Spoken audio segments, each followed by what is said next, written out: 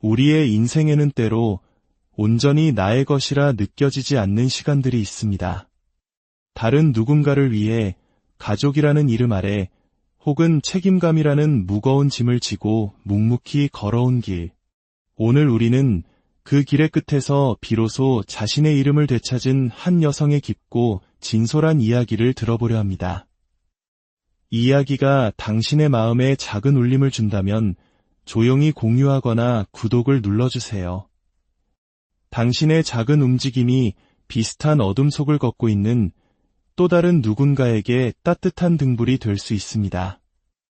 이야기가 끝날 때까지 당신의 하루에 평온이 깃들기를 기원합니다. 지금부터 40대 주부였던 한 여성이 자신의 인생을 송두리째 바꾼 그 거대한 결심에 대한 이야기를 시작하겠습니다. 어린 시절, 저는 유난히 눈치가 빠르고 책임감이 강한 아이였습니다. 제 밑으로는 나이 차이가 꽤 나는 남동생이 둘이나 있었기 때문입니다. 첫째 동생과는 10살, 막내와는 11살 차이였으니 제가 동생들을 돌보는 것은 너무나도 당연한 일이었습니다. 부모님은 평범한 분들이셨습니다. 아버지는 작은 회사의 사무직으로 일하셨고 어머니는 연년생으로 동생들을 낳으신 후 한동안 몸져 누우셨습니다.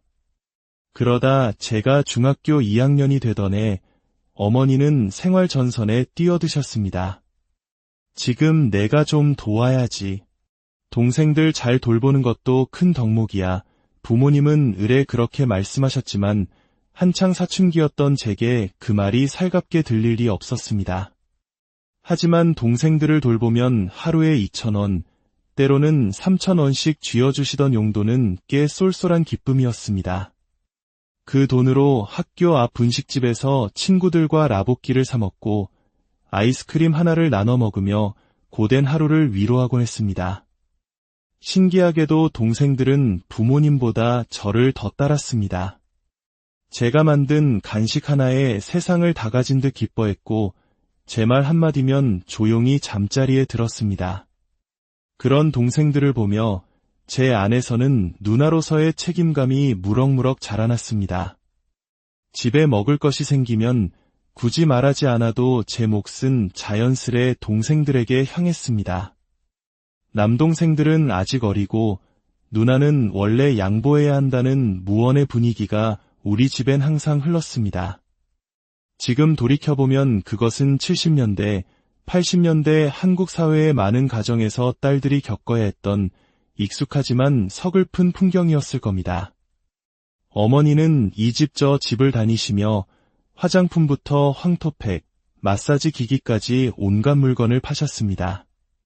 삭삭하고 말솜씨 좋은 어머니는 어딜 가나 인기가 좋으셨지만 저는 그런 엄마의 모습이 부끄러웠습니다.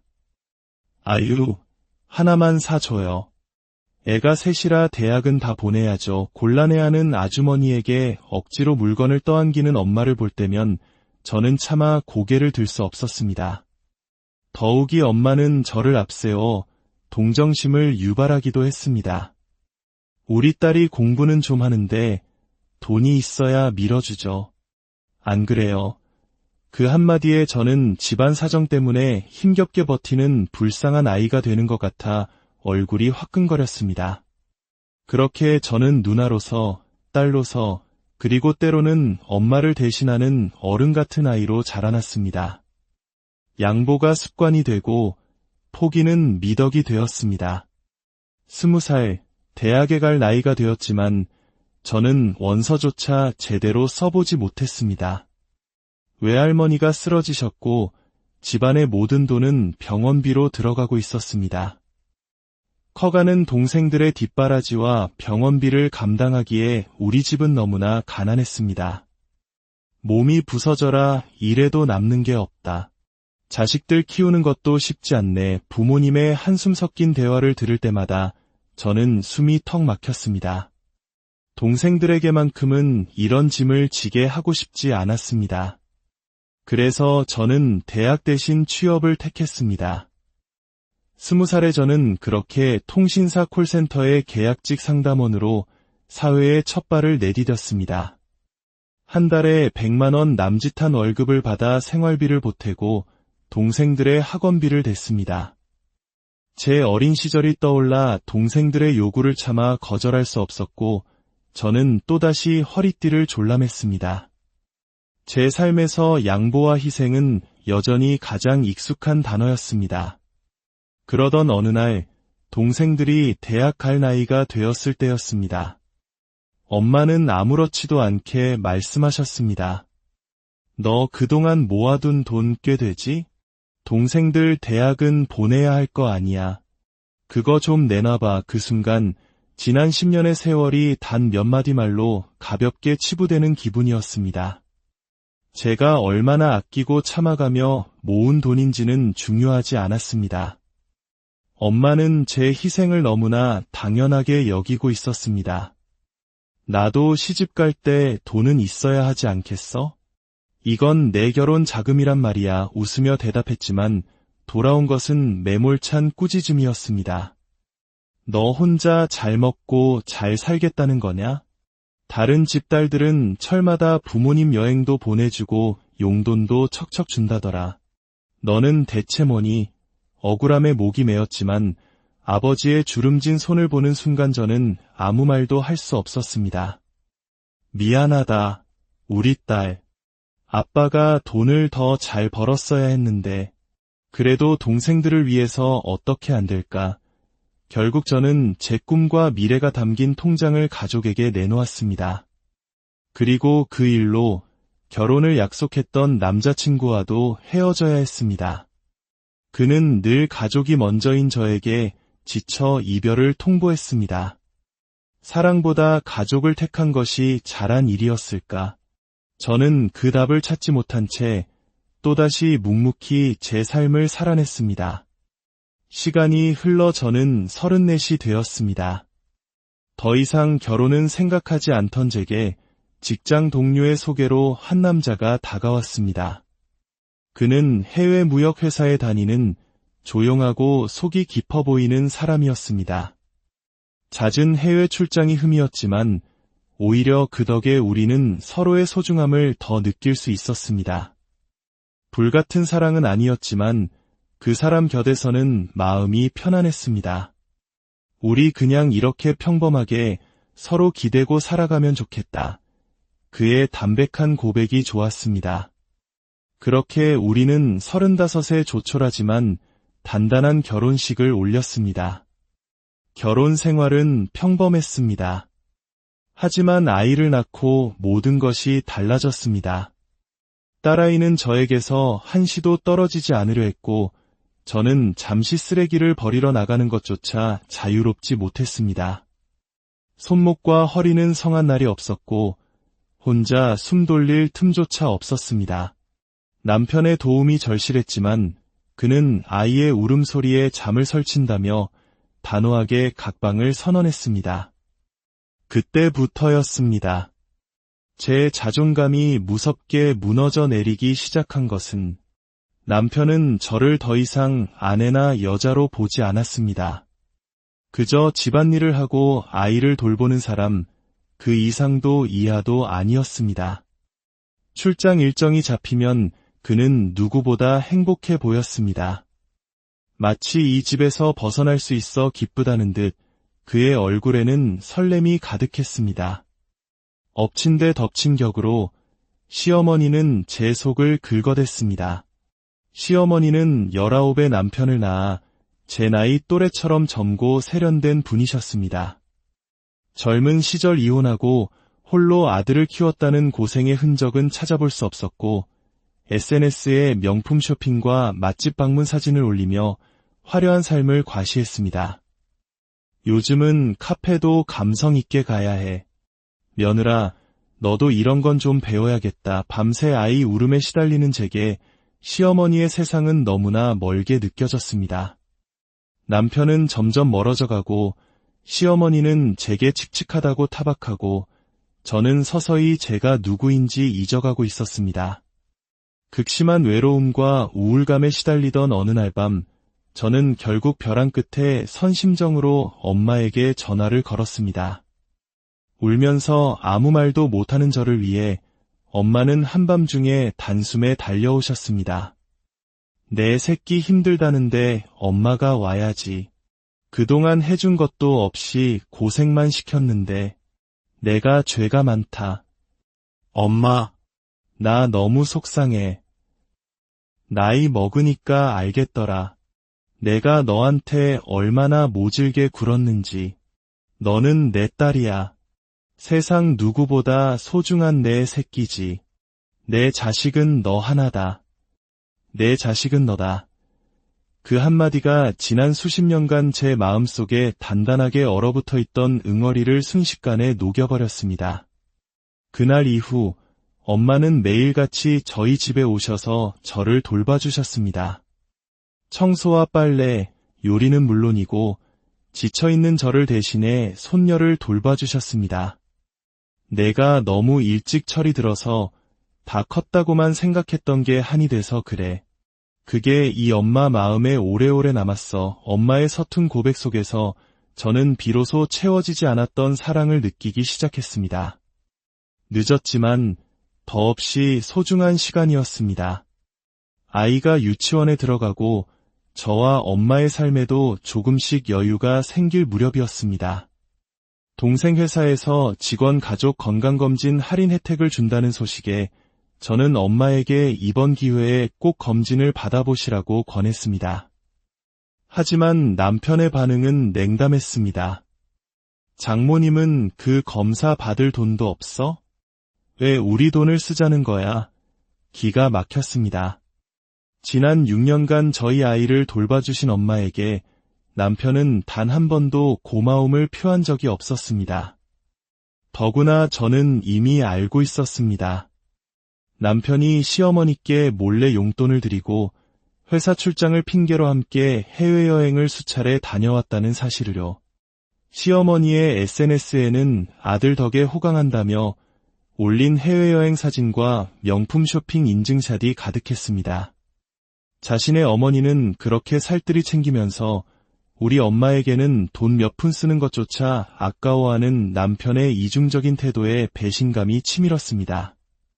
결국 동생이 비용을 보태 엄마는 건강검진을 받으셨습니다. 그리고 며칠 뒤 저희 가족은 청천벽력 같은 소식을 듣게 되었습니다. 대장암이었습니다. 하늘이 무너지는 것 같았습니다. 다행히 초기는 아니었지만 수술과 치료를 병행하면 완치가 가능하다는 말에 겨우 정신을 붙잡았습니다. 그동안 엄마가 얼마나 아픔을 참고 견디셨을까 생각하니 죄책감에 눈물이 쏟아졌습니다. 그런데 남편의 첫마디는 저를 더욱 절망에 빠뜨렸습니다. 장모님, 보험은 들어두셨지? 그 순간 제 안에 무언가가 끊어지는 소리가 들렸습니다. 이건 사람이 할 소리가 아니었습니다. 그동안 쌓여왔던 모든 분노와 서름이 한꺼번에 폭발했습니다.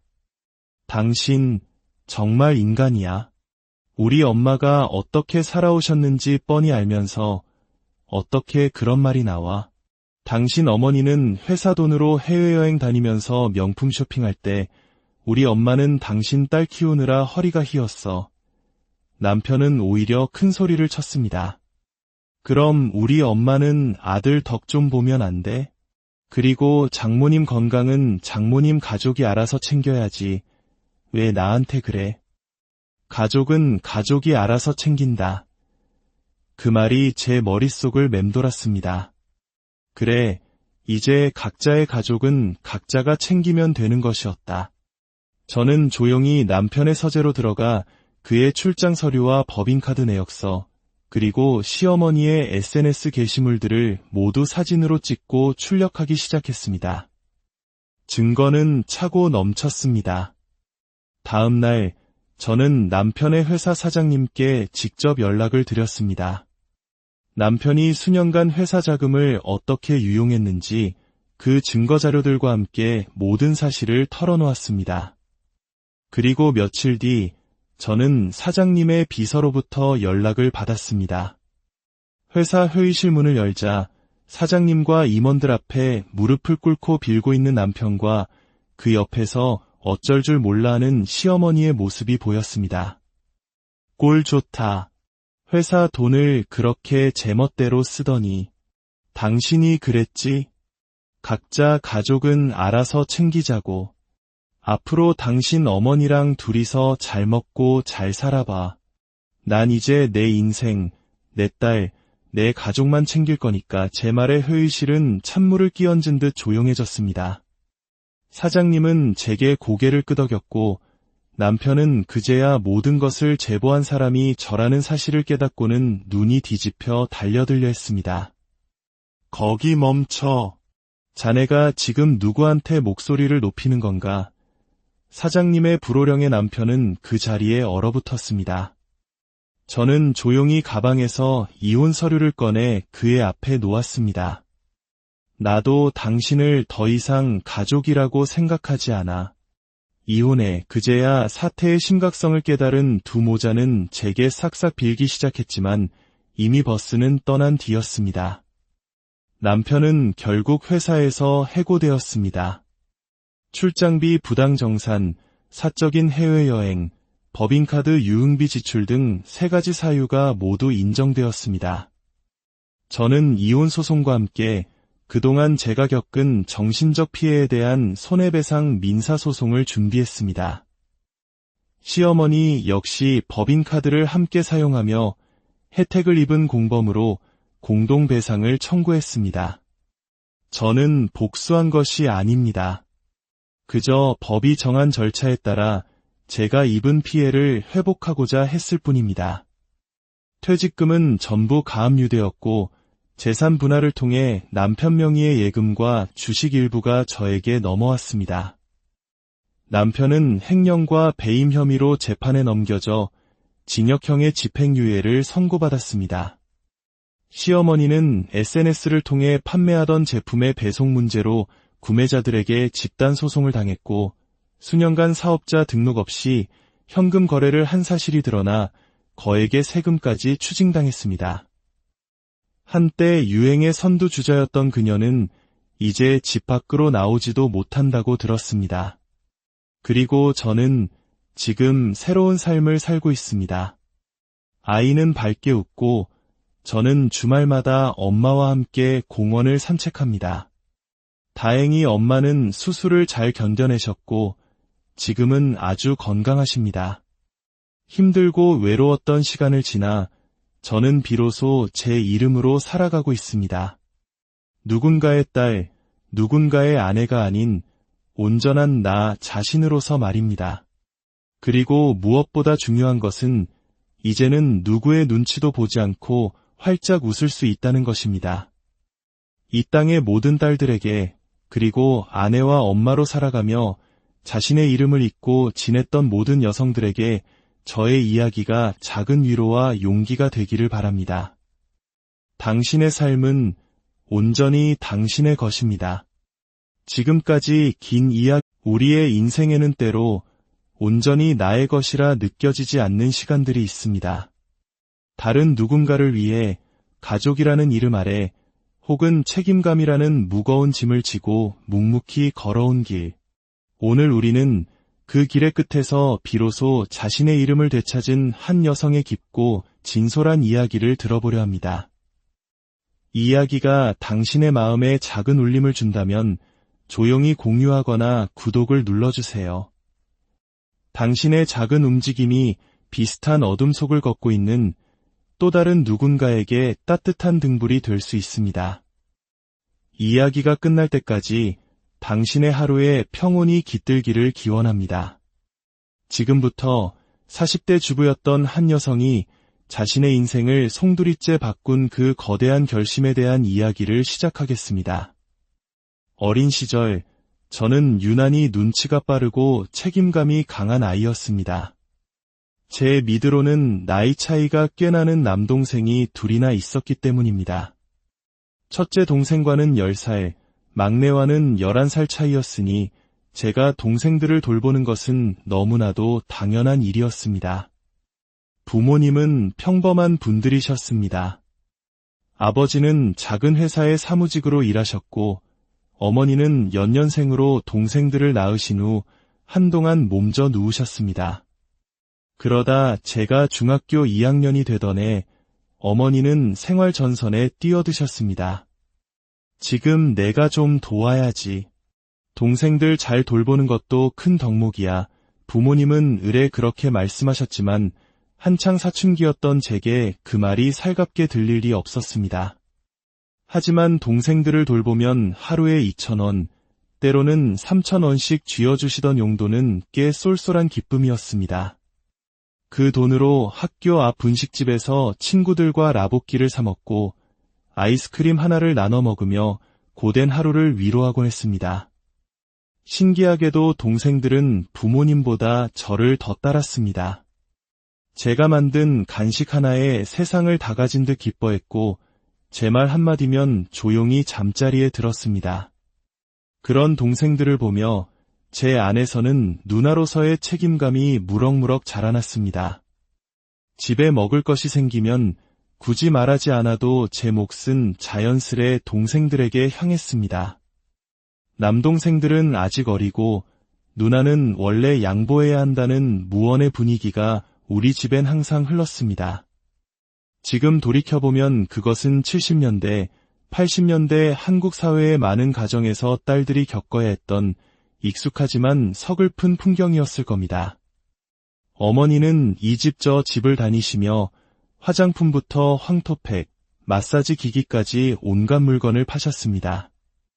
삭삭하고 말솜씨 좋은 어머니는 어딜 가나 인기가 좋으셨지만 저는 그런 엄마의 모습이 부끄러웠습니다. 아유, 하나만 사줘요. 애가 셋이라 대학은 다 보내야죠. 곤란해하는 아주머니에게 억지로 물건을 떠안기는 엄마를 볼 때면 저는 차마 고개를 들 수 없었습니다. 더욱이 엄마는 저를 앞세워 동정심을 유발하기도 했습니다. 우리 딸이 공부는 좀 하는데 돈이 있어야 밀어주죠. 안 그래요? 그 한마디에 저는 집안 사정 때문에 힘겹게 버티는 불쌍한 아이가 되는 것 같아 얼굴이 화끈거렸습니다. 그렇게 저는 누나로서, 딸로서, 그리고 때로는 엄마를 대신하는 어른 같은 아이로 자라났습니다. 양보가 습관이 되고 포기는 미덕이 되었습니다. 20살, 대학에 갈 나이가 되었지만 저는 원서조차 제대로 써보지 못했습니다. 외할머니가 쓰러지셨고 집안의 모든 돈은 병원비로 들어가고 있었습니다. 커가는 동생들의 뒷바라지와 병원비를 감당하기에 우리 집은 너무나 가난했습니다. 몸이 부서져라 이래도 남는 게 없다. 자식들 키우는 것도 쉽지 않네. 부모님의 한숨 섞인 대화를 들을 때마다 저는 숨이 턱 막혔습니다. 동생들에게만큼은 이런 짐을 지게 하고 싶지 않았습니다. 그래서 저는 대학 대신 취업을 택했습니다. 20살의 저는 그렇게 통신사 콜센터의 계약직 상담원으로 사회에 첫 발을 내디뎠습니다. 한 달에 100만 원 남짓한 월급을 받아 생활비를 보태고 동생들의 학원비를 댔습니다. 제 어린 시절이 떠올라 동생들의 요구를 참아 거절할 수 없었고 저는 또다시 허리띠를 졸라맸습니다. 제 삶에서 양보와 희생은 여전히 가장 익숙한 단어였습니다. 그러던 어느 날 동생들이 대학 갈 나이가 되었을 때였습니다. 엄마는 아무렇지도 않게 말씀하셨습니다. 너 그동안 모아둔 돈 꽤 되지? 동생들 대학은 보내야 할 거 아니야. 그거 좀 내놔봐. 그 순간 지난 10년의 세월이 단 몇 마디 말로 가볍게 치부되는 기분이었습니다. 제가 얼마나 아끼고 참아가며 모은 돈인지는 중요하지 않았습니다. 엄마는 제 희생을 너무나 당연하게 여기고 있었습니다. 나도 시집 갈 때 돈은 있어야 하지 않겠어? 이건 내 결혼 자금이란 말이야. 웃으며 대답했지만 돌아온 것은 매몰찬 꾸짖음이었습니다. 너 혼자 잘 먹고 잘 살겠다는 거냐? 다른 집딸들은 철마다 부모님 여행도 보내주고 용돈도 척척 준다더라. 너는 대체 뭐니? 억울함에 목이 메었지만 아버지의 주름진 손을 보는 순간 저는 아무 말도 할 수 없었습니다. 미안하다, 우리 딸. 아빠가 돈을 더 잘 벌었어야 했는데, 그래도 동생들을 위해서 어떻게 안 될까? 결국 저는 제 꿈과 미래가 담긴 통장을 가족에게 내놓았습니다. 그리고 그 일로 결혼을 약속했던 남자친구와도 헤어져야 했습니다. 그는 늘 가족이 먼저인 저에게 지쳐 이별을 통보했습니다. 사랑보다 가족을 택한 것이 잘한 일이었을까? 저는 그 답을 찾지 못한 채 또다시 묵묵히 제 삶을 살아냈습니다. 시간이 흘러 저는 34이 되었습니다. 더 이상 결혼은 생각하지 않던 제게 직장 동료의 소개로 한 남자가 다가왔습니다. 그는 해외 무역 회사에 다니는 조용하고 속이 깊어 보이는 사람이었습니다. 잦은 해외 출장이 흠이었지만 오히려 그 덕에 우리는 서로의 소중함을 더 느낄 수 있었습니다. 불같은 사랑은 아니었지만 그 사람 곁에서는 마음이 편안했습니다. 우리 그냥 이렇게 평범하게 서로 기대고 살아가면 좋겠다. 그의 담백한 고백이 좋았습니다. 그렇게 우리는 35에 조촐하지만 단단한 결혼식을 올렸습니다. 결혼 생활은 평범했습니다. 하지만 아이를 낳고 모든 것이 달라졌습니다. 딸아이는 저에게서 한시도 떨어지지 않으려 했고 저는 잠시 쓰레기를 버리러 나가는 것조차 자유롭지 못했습니다. 손목과 허리는 성한 날이 없었고 혼자 숨 돌릴 틈조차 없었습니다. 남편의 도움이 절실했지만 그는 아이의 울음소리에 잠을 설친다며 단호하게 각방을 선언했습니다. 그때부터였습니다. 제 자존감이 무섭게 무너져 내리기 시작한 것은 남편은 저를 더 이상 아내나 여자로 보지 않았습니다. 그저 집안일을 하고 아이를 돌보는 사람, 그 이상도 이하도 아니었습니다. 출장 일정이 잡히면 그는 누구보다 행복해 보였습니다. 마치 이 집에서 벗어날 수 있어 기쁘다는 듯 그의 얼굴에는 설렘이 가득했습니다. 엎친 데 덮친 격으로 시어머니는 제 속을 긁어댔습니다. 시어머니는 19의 남편을 낳아 제 나이 또래처럼 젊고 세련된 분이셨습니다. 젊은 시절 이혼하고 홀로 아들을 키웠다는 고생의 흔적은 찾아볼 수 없었고 SNS에 명품 쇼핑과 맛집 방문 사진을 올리며 화려한 삶을 과시했습니다. 요즘은 카페도 감성 있게 가야 해. 며느라, 너도 이런 건 좀 배워야겠다. 밤새 아이 울음에 시달리는 제게 시어머니의 세상은 너무나 멀게 느껴졌습니다. 남편은 점점 멀어져가고 시어머니는 제게 칙칙하다고 타박하고 저는 서서히 제가 누구인지 잊어가고 있었습니다. 극심한 외로움과 우울감에 시달리던 어느 날 밤 저는 결국 벼랑 끝에 선심정으로 엄마에게 전화를 걸었습니다. 울면서 아무 말도 못하는 저를 위해 엄마는 한밤중에 단숨에 달려오셨습니다. 내 새끼 힘들다는데 엄마가 와야지. 그동안 해준 것도 없이 고생만 시켰는데 내가 죄가 많다. 엄마, 나 너무 속상해. 나이 먹으니까 알겠더라. 내가 너한테 얼마나 모질게 굴었는지. 너는 내 딸이야. 세상 누구보다 소중한 내 새끼지. 내 자식은 너 하나다. 내 자식은 너다. 그 한마디가 지난 수십 년간 제 마음속에 단단하게 얼어붙어 있던 응어리를 순식간에 녹여버렸습니다. 그날 이후 엄마는 매일같이 저희 집에 오셔서 저를 돌봐주셨습니다. 청소와 빨래, 요리는 물론이고 지쳐있는 저를 대신해 손녀를 돌봐주셨습니다.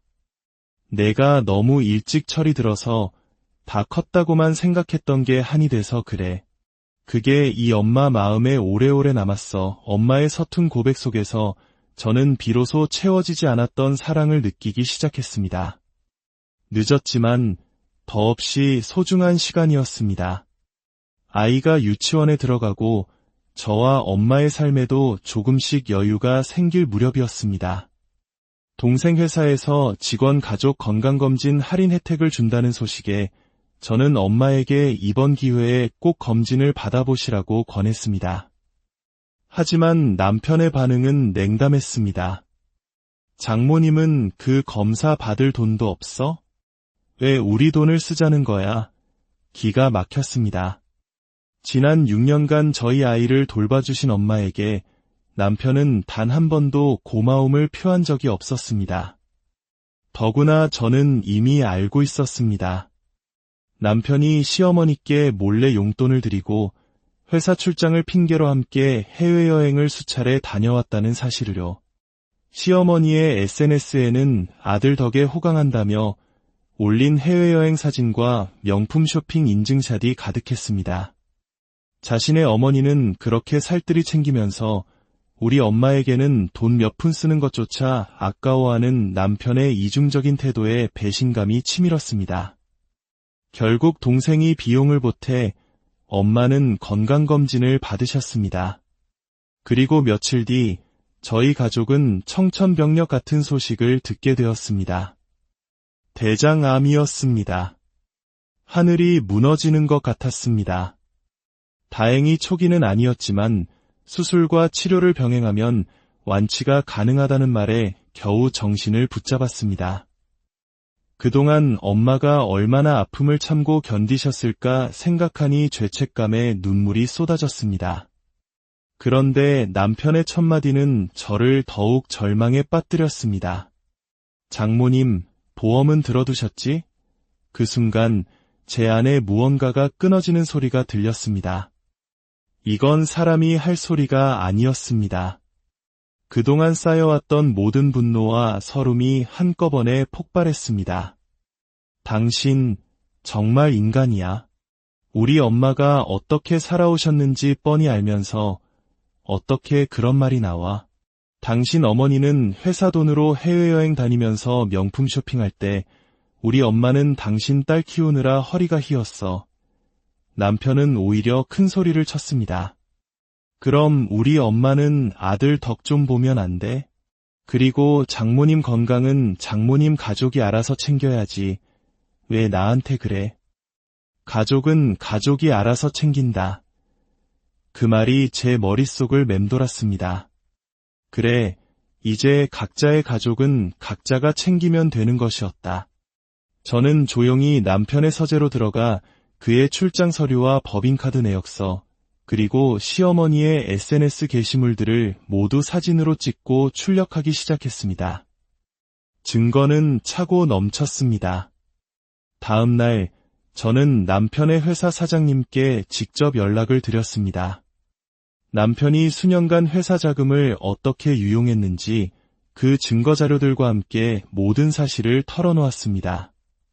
그리고 며칠 뒤 저는 사장님의 비서로부터 연락을 받았습니다. 회사 회의실 문을 열자 사장님과 임원들 앞에 무릎을 꿇고 빌고 있는 남편과 그 옆에서 어쩔 줄 몰라 하는 시어머니의 모습이 보였습니다. 꼴 좋다. 회사 돈을 그렇게 제멋대로 쓰더니 당신이 그랬지? 각자 가족은 알아서 챙기자고. 앞으로 당신 어머니랑 둘이서 잘 먹고 잘 살아봐.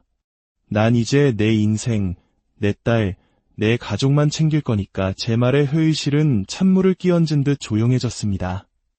사장님은 제게 고개를 끄덕였고 남편은 그제야 모든 것을 제보한 사람이 저라는 사실을 깨닫고는 눈이 뒤집혀 달려들려 했습니다. 거기 멈춰. 자네가 지금 누구한테 목소리를 높이는 건가? 사장님의 불호령에 남편은 그 자리에 얼어붙었습니다. 저는 조용히 가방에서 이혼 서류를 꺼내 그의 앞에 놓았습니다. 나도 당신을 더 이상 가족이라고 생각하지 않아. 이혼해. 그제야 사태의 심각성을 깨달은 두 모자는 제게 싹싹 빌기 시작했지만 이미 버스는 떠난 뒤였습니다. 남편은 결국 회사에서 해고되었습니다. 출장비 부당 정산, 사적인 해외여행, 법인카드 유흥비 지출 등 3가지 사유가 모두 인정되었습니다. 저는 이혼 소송과 함께 그동안 제가 겪은 정신적 피해에 대한 손해배상 민사소송을 준비했습니다. 시어머니 역시 법인카드를 함께 사용하며 혜택을 입은 공범으로 공동배상을 청구했습니다. 저는 복수한 것이 아닙니다. 그저 법이 정한 절차에 따라 제가 입은 피해를 회복하고자 했을 뿐입니다. 퇴직금은 전부 가압류되었고 재산 분할을 통해 남편 명의의 예금과 주식 일부가 저에게 넘어왔습니다. 남편은 횡령과 배임 혐의로 재판에 넘겨져 징역형의 집행유예를 선고받았습니다.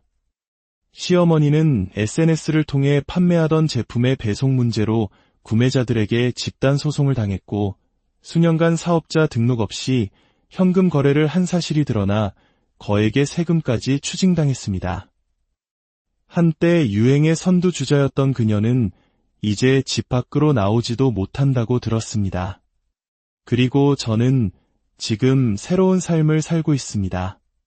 아이는 밝게 웃고 저는 주말마다 엄마와 함께 공원을 산책합니다. 다행히 엄마는 수술을 잘 견뎌내셨고 지금은 아주 건강하십니다. 힘들고 외로웠던 시간을 지나 저는 비로소 제 이름으로 살아가고 있습니다. 누군가의 딸, 누군가의 아내가 아닌 온전한 나 자신으로서 말입니다. 그리고 무엇보다 중요한 것은 이제는 누구의 눈치도 보지 않고 활짝 웃을 수 있다는 것입니다. 이 땅의 모든 딸들에게 그리고 아내와 엄마로 살아가며 자신의 이름을 잊고 지냈던 모든 여성들에게 저의 이야기가 작은 위로와 용기가 되기를 바랍니다. 당신의 삶은 온전히 당신의 것입니다.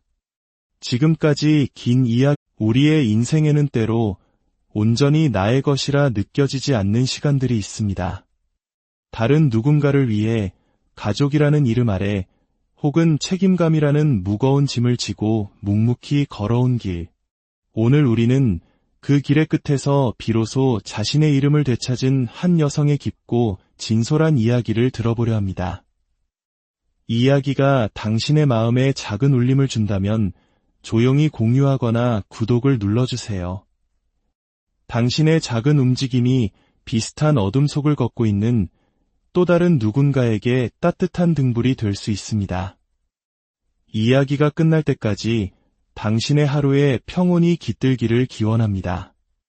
지금부터 40대 주부였던 한 여성이 자신의 인생을 송두리째 바꾼 그 거대한 결심에 대한 이야기를 시작하겠습니다. 어린 시절, 저는 유난히 눈치가 빠르고 책임감이 강한 아이였습니다. 제 밑으로는 나이 차이가 꽤 나는 남동생이 둘이나 있었기 때문입니다. 첫째 동생과는 10살, 막내와는 11살 차이였으니 제가 동생들을 돌보는 것은 너무나도 당연한 일이었습니다. 부모님은 평범한 분들이셨습니다.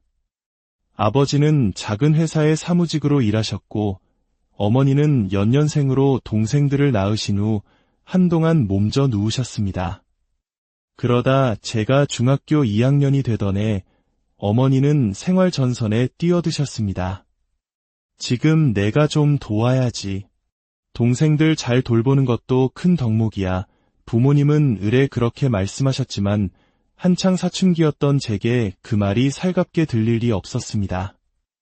하지만 동생들을 돌보면 하루에 2,000원, 때로는 3,000원씩 쥐어주시던 용도는 꽤 쏠쏠한 기쁨이었습니다. 그 돈으로 학교 앞 분식집에서 친구들과 라볶이를 사 먹고 아이스크림 하나를 나눠 먹으며 고된 하루를 위로하곤 했습니다. 신기하게도 동생들은 부모님보다 저를 더 따랐습니다. 제가 만든 간식 하나에 세상을 다 가진 듯 기뻐했고 제 말 한마디면 조용히 잠자리에 들었습니다. 그런 동생들을 보며 제 안에서는 누나로서의 책임감이 무럭무럭 자라났습니다. 집에 먹을 것이 생기면 굳이 말하지 않아도 제 몫은 자연스레 동생들에게 향했습니다. 남동생들은 아직 어리고 누나는 원래 양보해야 한다는 무언의 분위기가 우리 집엔 항상 흘렀습니다. 지금 돌이켜보면 그것은 70년대, 80년대 한국 사회의 많은 가정에서 딸들이 겪어야 했던 익숙하지만 서글픈 풍경이었을 겁니다. 어머니는 이 집 저 집을 다니시며 화장품부터 황토팩, 마사지 기기까지 온갖 물건을 파셨습니다. 삭삭하고 말솜씨 좋은 어머니는 어딜 가나 인기가 좋으셨지만 저는 그런 엄마의 모습이 부끄러웠습니다. 아유, 하나만 사줘요. 애가 셋이라 대학은 다 보내야죠. 곤란해하는 아주머니에게 억지로 물건을 떠안기는 엄마를 볼 때면 저는 차마 고개를 들 수 없었습니다. 더욱이 엄마는 저를 앞세워 동정심을 유발하기도 했습니다.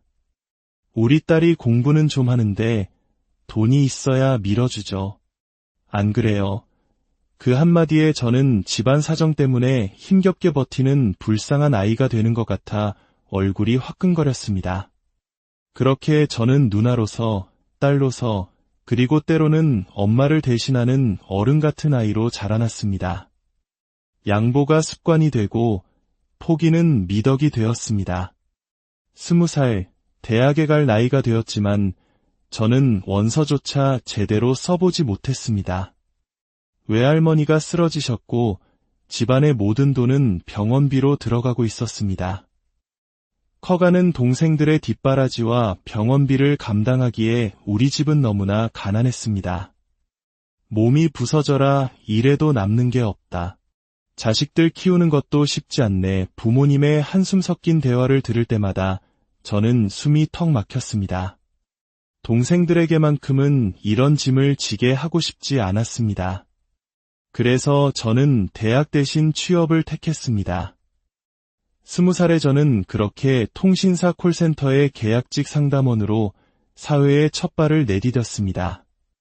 한 달에 100만 원 남짓한 월급을 받아 생활비를 보태고 동생들의 학원비를 댔습니다. 제 어린 시절이 떠올라 동생들의 요구를 참아 거절할 수 없었고 저는 또다시 허리띠를 졸라맸습니다. 제 삶에서 양보와 희생은 여전히 가장 익숙한 단어였습니다. 그러던 어느 날 동생들이 대학 갈 나이가 되었을 때였습니다. 엄마는 아무렇지도 않게 말씀하셨습니다. 너 그동안 모아둔 돈 꽤 되지? 동생들 대학은 보내야 할 거 아니야. 그거 좀 내놔봐. 그 순간 지난 10년의 세월이 단 몇 마디 말로 가볍게 치부되는 기분이었습니다. 제가 얼마나 아끼고 참아가며 모은 돈인지는 중요하지 않았습니다. 엄마는 제 희생을 너무나 당연하게 여기고 있었습니다. 나도 시집 갈 때 돈은 있어야 하지 않겠어? 이건 내 결혼 자금이란 말이야. 웃으며 대답했지만 돌아온 것은 매몰찬 꾸짖음이었습니다. 너 혼자 잘 먹고 잘 살겠다는 거냐?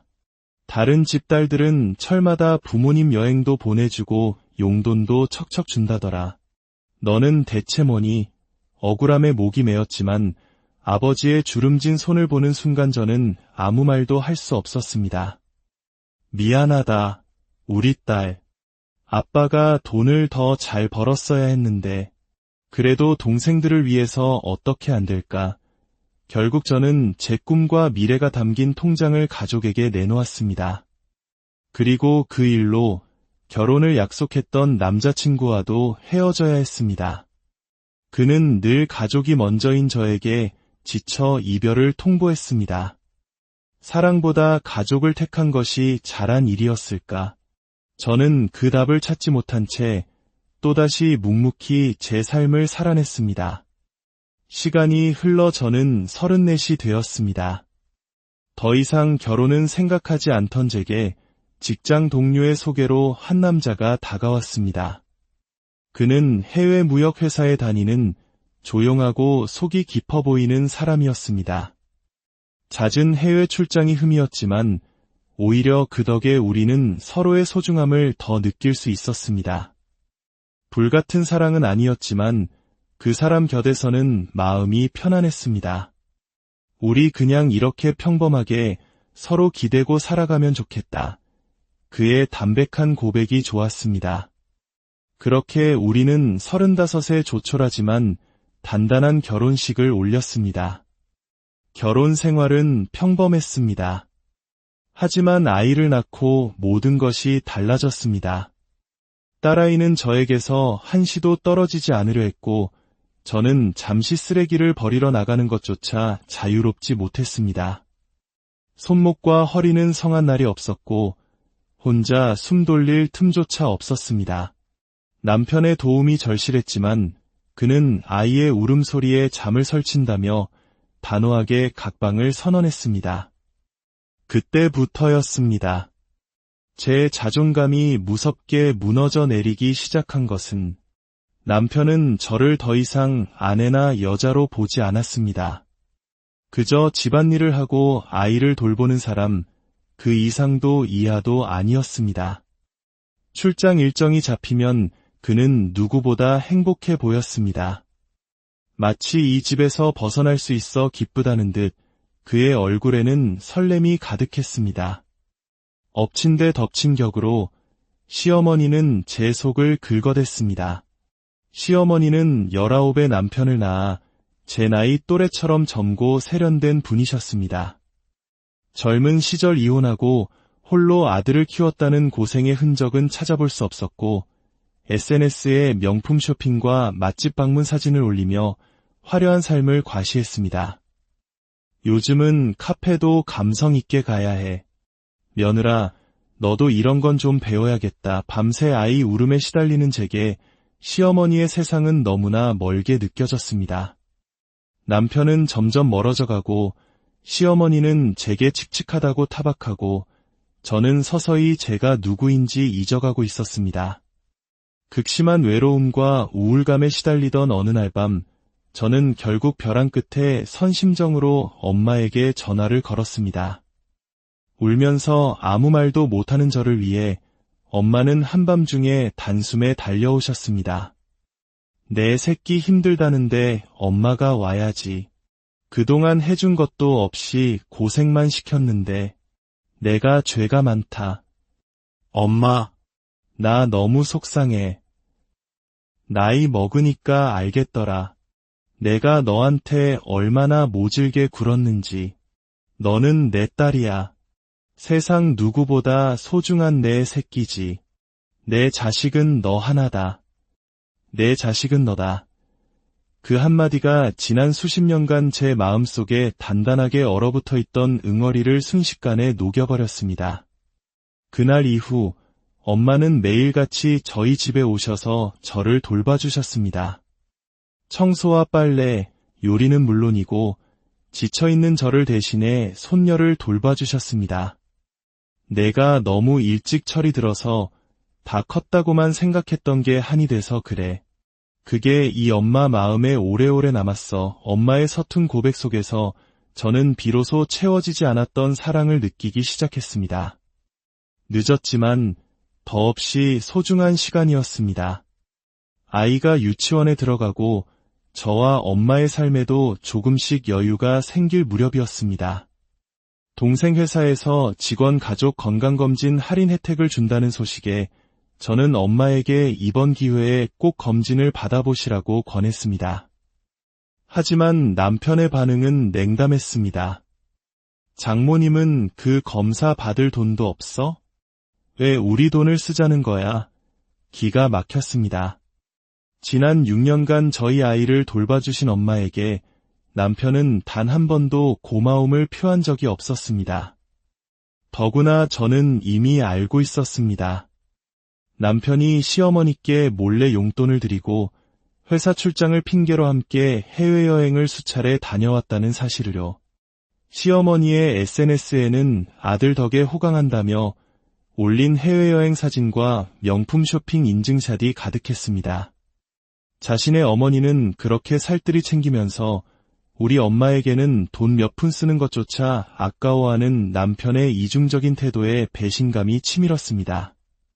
결국 동생이 비용을 보태 엄마는 건강검진을 받으셨습니다. 그리고 며칠 뒤 저희 가족은 청천벽력 같은 소식을 듣게 되었습니다. 대장암이었습니다. 하늘이 무너지는 것 같았습니다. 다행히 초기는 아니었지만 수술과 치료를 병행하면 완치가 가능하다는 말에 겨우 정신을 붙잡았습니다. 그동안 엄마가 얼마나 아픔을 참고 견디셨을까 생각하니 죄책감에 눈물이 쏟아졌습니다. 그런데 남편의 첫마디는 저를 더욱 절망에 빠뜨렸습니다. 장모님, 보험은 들어두셨지? 그 순간 제 안에 무언가가 끊어지는 소리가 들렸습니다. 이건 사람이 할 소리가 아니었습니다. 그동안 쌓여왔던 모든 분노와 서름이 한꺼번에 폭발했습니다. 당신, 정말 인간이야. 우리 엄마가 어떻게 살아오셨는지 뻔히 알면서 어떻게 그런 말이 나와. 당신 어머니는 회사 돈으로 해외여행 다니면서 명품 쇼핑할 때 우리 엄마는 당신 딸 키우느라 허리가 휘었어. 남편은 오히려 큰 소리를 쳤습니다. 그럼 우리 엄마는 아들 덕 좀 보면 안 돼? 그리고 장모님 건강은 장모님 가족이 알아서 챙겨야지. 왜 나한테 그래? 가족은 가족이 알아서 챙긴다. 그 말이 제 머릿속을 맴돌았습니다. 그래, 이제 각자의 가족은 각자가 챙기면 되는 것이었다. 저는 조용히 남편의 서재로 들어가 그의 출장 서류와 법인카드 내역서, 그리고 시어머니의 SNS 게시물들을 모두 사진으로 찍고 출력하기 시작했습니다. 증거는 차고 넘쳤습니다. 다음 날, 저는 남편의 회사 사장님께 직접 연락을 드렸습니다. 남편이 수년간 회사 자금을 어떻게 유용했는지 그 증거 자료들과 함께 모든 사실을 털어놓았습니다. 그리고 며칠 뒤 저는 사장님의 비서로부터 연락을 받았습니다. 회사 회의실 문을 열자 사장님과 임원들 앞에 무릎을 꿇고 빌고 있는 남편과 그 옆에서 어쩔 줄 몰라 하는 시어머니의 모습이 보였습니다. 꼴 좋다. 회사 돈을 그렇게 제멋대로 쓰더니 당신이 그랬지? 각자 가족은 알아서 챙기자고. 앞으로 당신 어머니랑 둘이서 잘 먹고 잘 살아봐. 난 이제 내 인생, 내 딸, 내 가족만 챙길 거니까. 제 말에 회의실은 찬물을 끼얹은 듯 조용해졌습니다.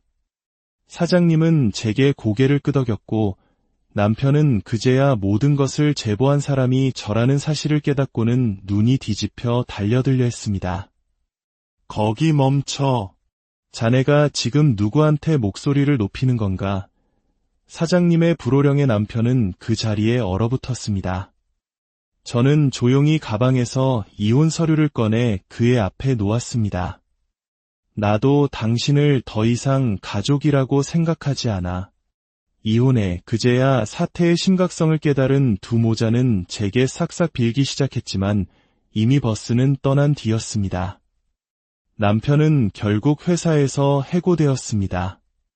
출장비 부당 정산, 사적인 해외여행, 법인카드 유흥비 지출 등 3가지 사유가 모두 인정되었습니다. 저는 이혼 소송과 함께 그동안 제가 겪은 정신적 피해에 대한 손해배상 민사소송을 준비했습니다. 시어머니 역시 법인카드를 함께 사용하며 혜택을 입은 공범으로 공동배상을 청구했습니다. 저는 복수한 것이 아닙니다.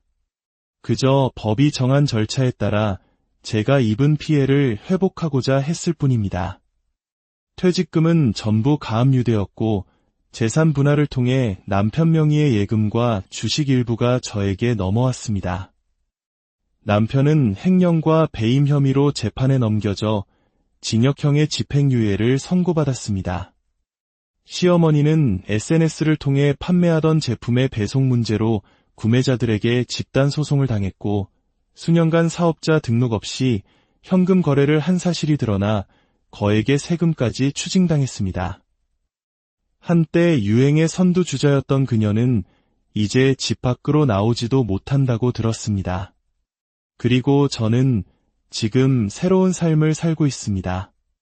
아이는 밝게 웃고 저는 주말마다 엄마와 함께 공원을 산책합니다.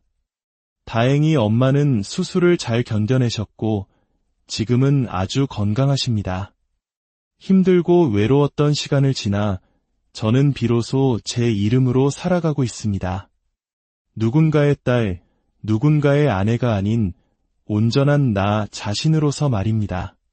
그리고 무엇보다 중요한 것은 이제는 누구의 눈치도 보지 않고 활짝 웃을 수 있다는 것입니다.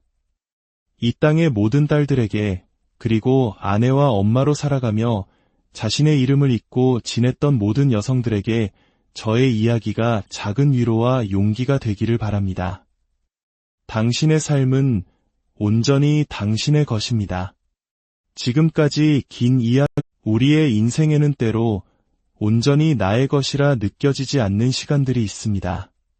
다른 누군가를 위해 가족이라는 이름 아래 혹은 책임감이라는 무거운 짐을 지고 묵묵히 걸어온 길. 오늘 우리는 그 길의 끝에서 비로소 자신의 이름을 되찾은 한 여성의 깊고 진솔한 이야기를 들어보려 합니다. 이 이야기가 당신의 마음에 작은 울림을 준다면 조용히 공유하거나 구독을 눌러주세요. 당신의 작은 움직임이 비슷한 어둠 속을 걷고 있는 또 다른 누군가에게 따뜻한 등불이 될 수 있습니다. 이야기가 끝날 때까지 당신의 하루에 평온이 깃들기를 기원합니다.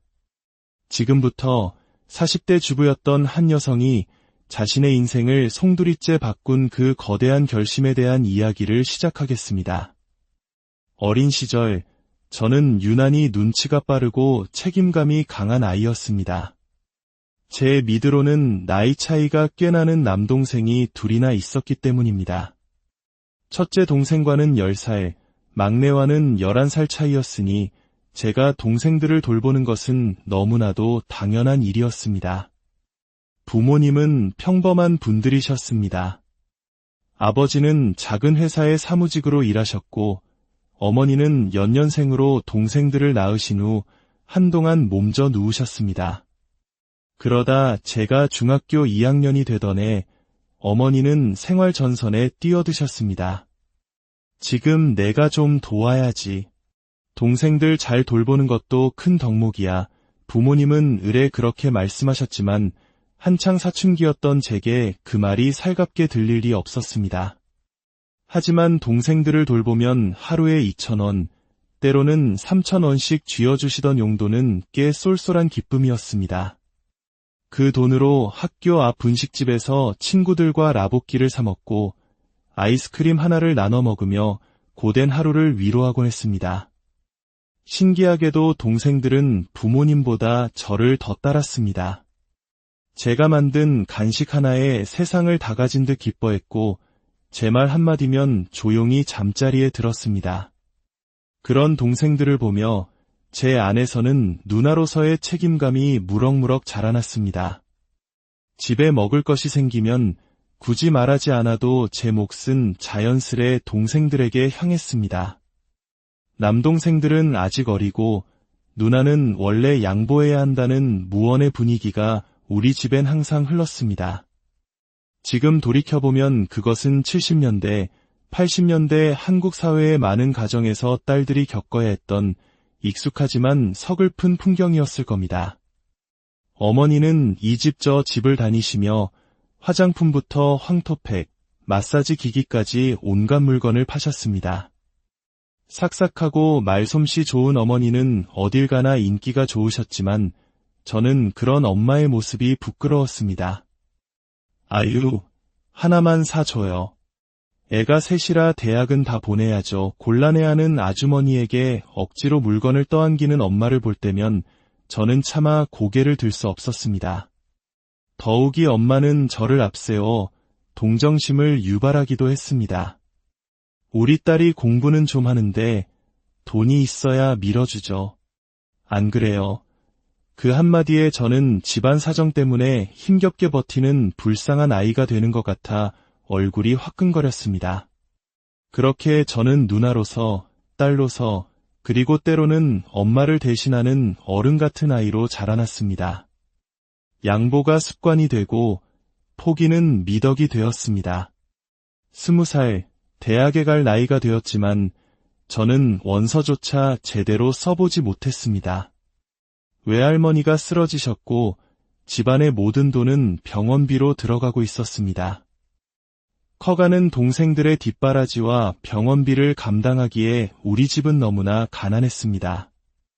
몸이 부서져라 일해도 남는 게 없다.